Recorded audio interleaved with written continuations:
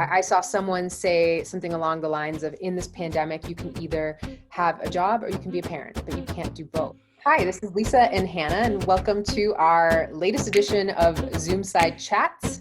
Today's edition is all about working parents and everything that they are going through right now.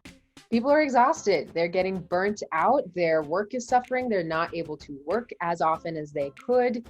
They are feeling frustrated with the situation, but also with how much they are able to contribute. And it's a whole big mess. Hannah, I read an article right before jumping on here that said working parents during COVID, this is not working. I thought that was really funny. Just the idea that this is not working for people. It's not going very well. I've heard the same thing. And one thing I've heard from people too, because of course we're not parents, but what a lot of people have said is like, we didn't get the job that we have, most of us, planning that we would then be home to be taking care of our kids all day.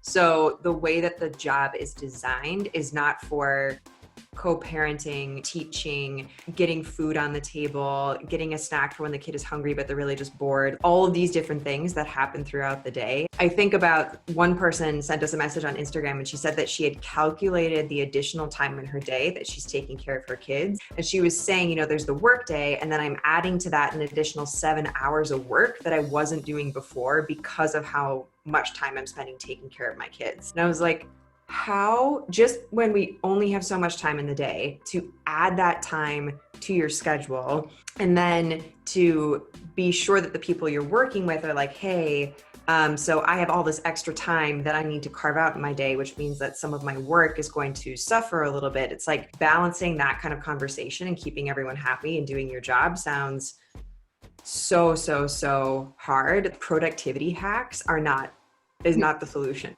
Yeah, work-life balance too is so laughable, especially right now. There's no such thing. You're not just managing your work schedule or project managing yourself. It's like your work schedule, figuring out how to keep the home from not turning into chaos disaster land, and then also staying on top of your kids to make sure that they're attending their Zoom meetings or doing their homework or not like gluing the cat's tail to a door. There's so many different things that are going on. I don't know. I just imagine that's what it's such a specific example. What can employers do to support their working parents right now? Because it's so much. It's too much. I'll start off with a couple thoughts. First of all, and we say this often, extend grace to each other. All across the board, leaders, employees, parents, non-parents, all across the board, extend grace because it is a hard time and we're all just trying to do the best with what we've got. I also think lowering expectations and adjusting goals for the moment that we are in.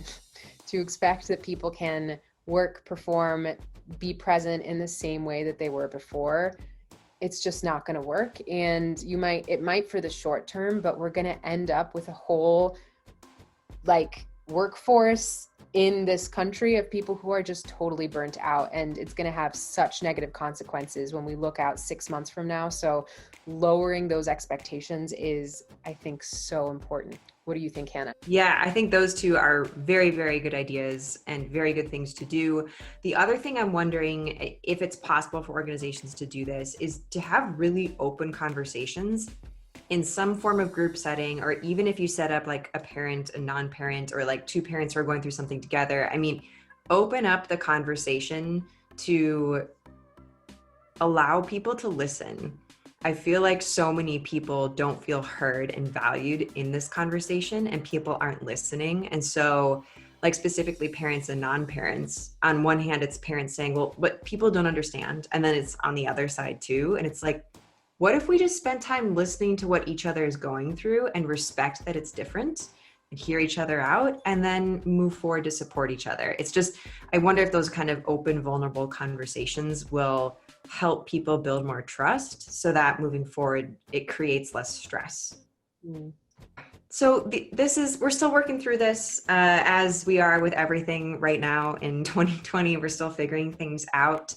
Thank you for tuning into this edition of Zoomside Chats. Next time, our Zoomside Chat, we're going to talk about what organizations can do for people's mental health, how some people are approaching their mental health, and what maybe you can do for yourself to help you as well. We will see you next time.